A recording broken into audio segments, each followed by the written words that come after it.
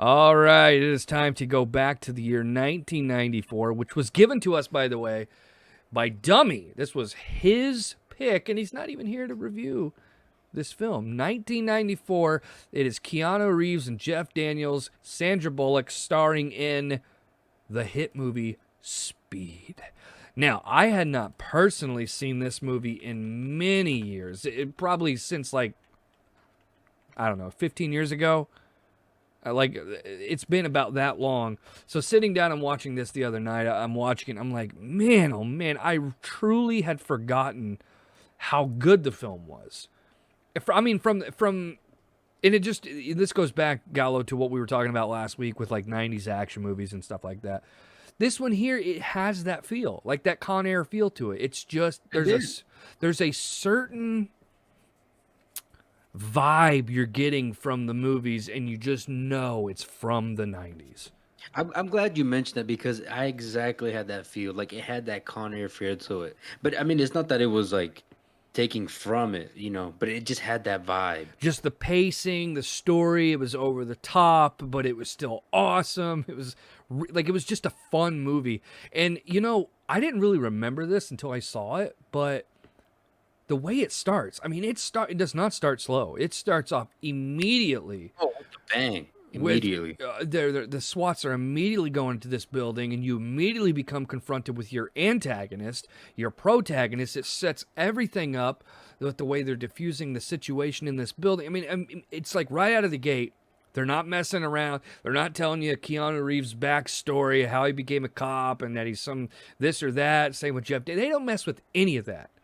They just say these guys are the protagonists. They are negotiators / diffusers / just badass SWAT team guys. And then you don't really learn that much about the antagonist until nearly the third act of the film. And so this movie for me was just fun. That to me is the best kind of movie. It doesn't even need to be over the top serious. The story doesn't even necessarily need to make sense.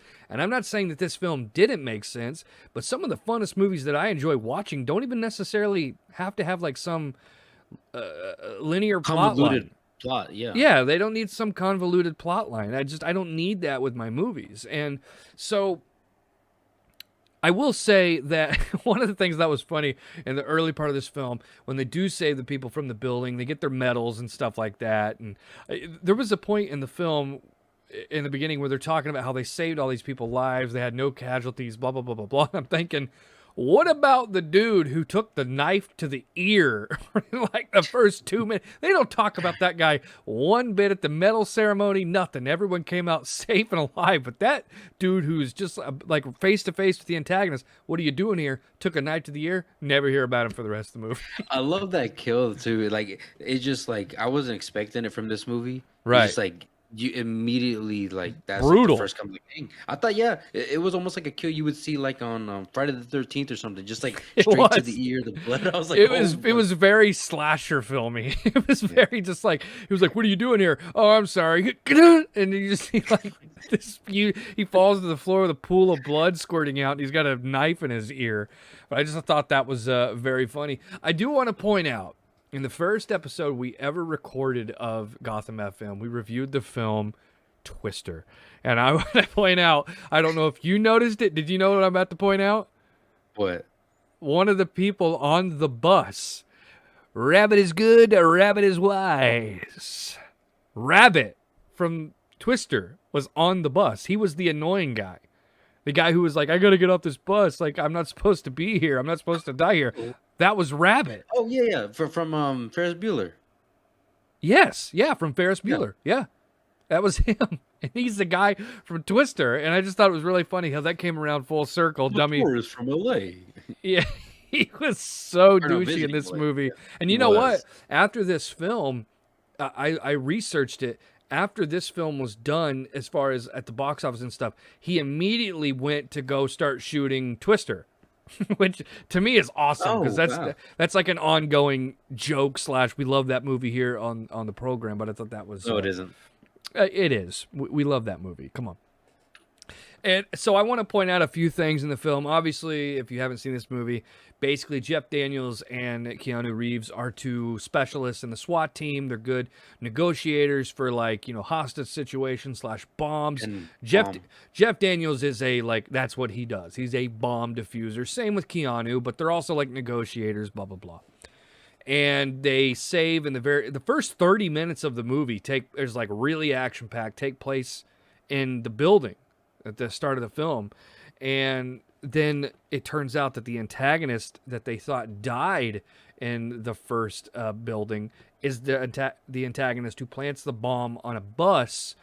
And Keanu Reeves has to get on this bus because it can't go over 50 miles. It can't go under 50 miles per hour, or the bomb goes off. So obviously, the film sets up a very anxiety-ridden type of pace, and I did get anxious through a lot of this movie, and I even knew I even knew the outcome. I didn't. It was the first time I seen it. Oh God, I wish I could have saw this for the first time at this age. Because it was like, I mean, I enjoyed getting to see it in the '90s with like my dad and stuff like that, because we were just action movie whores, but. I knew the outcome of the movie. I remember the outcome of the movie, and still, there's just so much anxiety with this plot line and stuff. And so, Sandra Bullock is on the bus, and she ends up being the one that has to drive the bus because the bus driver gets shot, and that's how the movie kind of takes place from there on. It turns out that the antagonist, like I said before, he's on the phone with Keanu because Keanu has a cell phone which is the size of like, a freaking brick. But, he's talking to him. The bus can't go under 50. You got to do this. You got to do that. Hold on. I still don't get, how did Dennis Hopper get his number? Because you got to remember, that wasn't his phone. He stole that from that guy in that car. Well, I mean, I'm sure the number was on the phone or something. And then McMahon, who did play Miles in Terminator 2, by the way, we got to throw that out there. McMahon, he got the number. Oh, and that reminds me. Speaking of Twister, did you notice who the SWAT team guy was that was talking to McMahon while they were driving the truck up against the bus? It was Joe's dad from Twister that dies at the beginning, the farmer. Yeah, that guy. That was Joe's dad. And I'm like, holy crap! This is like a pre-Twister reunion, even though Twister came out after this film. But I just thought it was funny how this was all coming around full. It just gave me a reason to bring up Twister, I guess. But what a mark!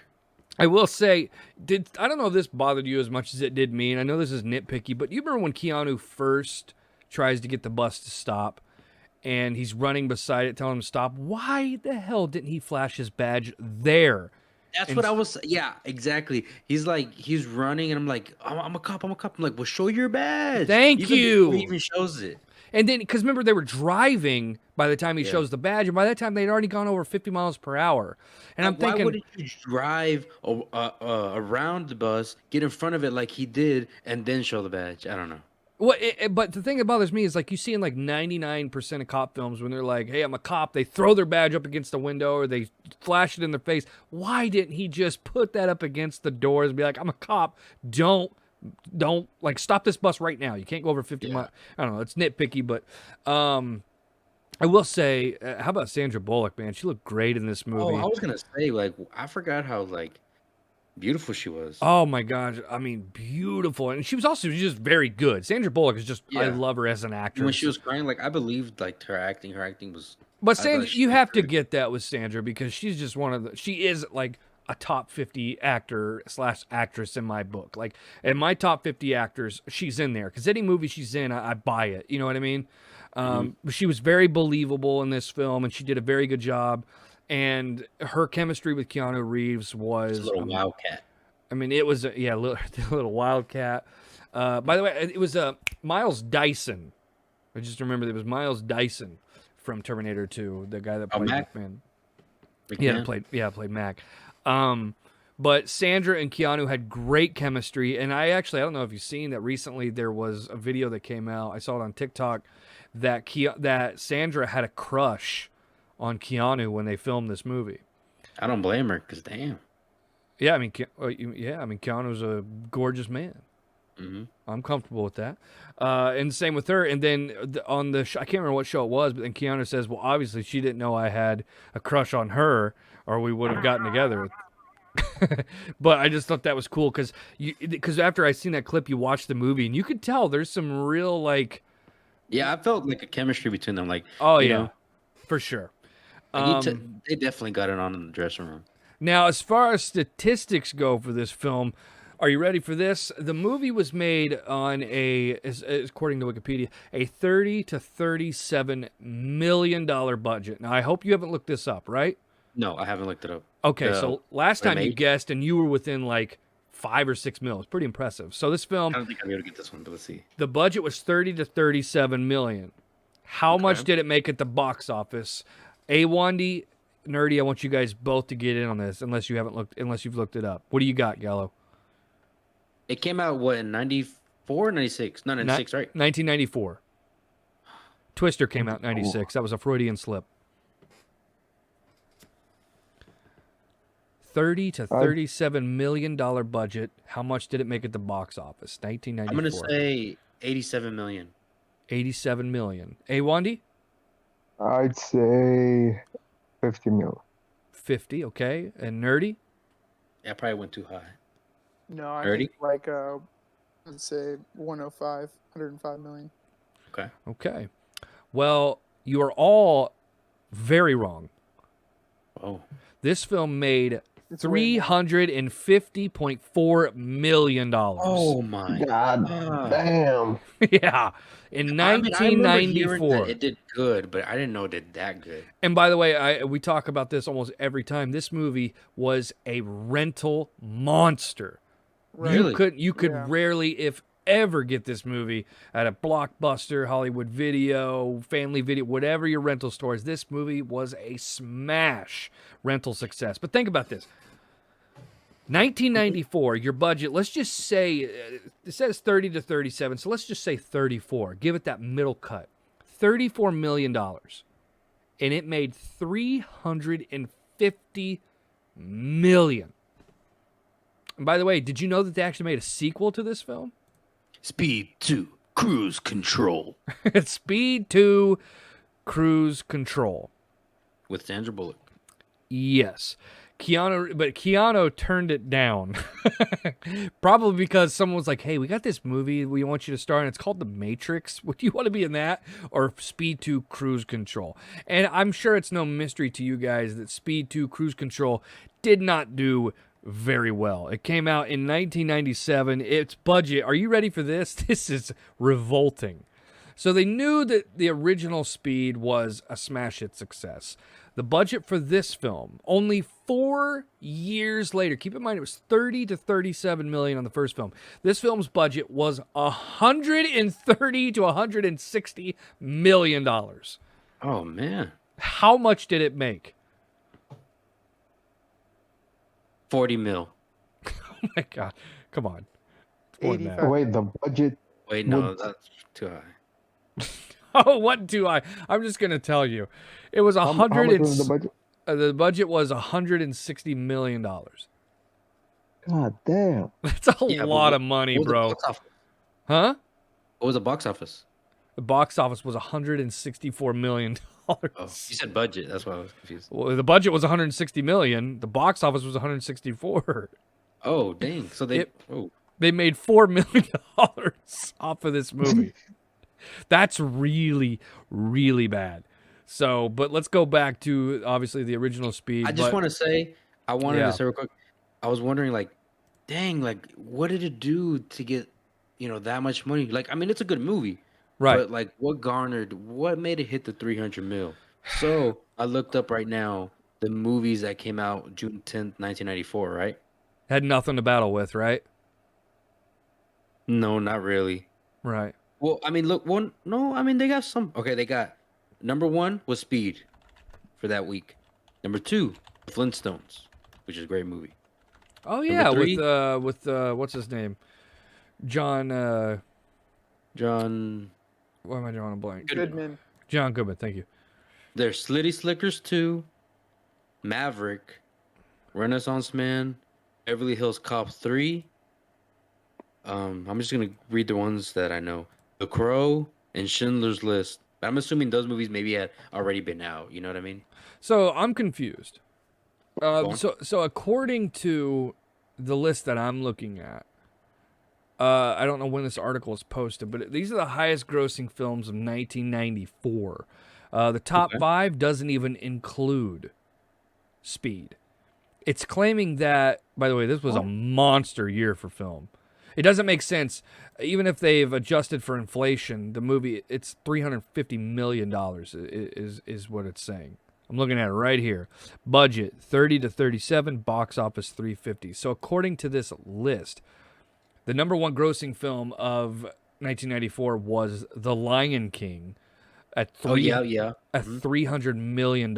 Also that came out that year was Forrest Gump, which also brought in $300 million. Mama said, "Love like a box of chocolate." Mama beat me with a rubber hose. Number 3 was True Lies, which made $146 million. Number 4 was The Santa Claus. Number 5 that was The movie. Flintstones. Number 6 was Clear and Present Danger. Love that film. And then number 7 was Speed.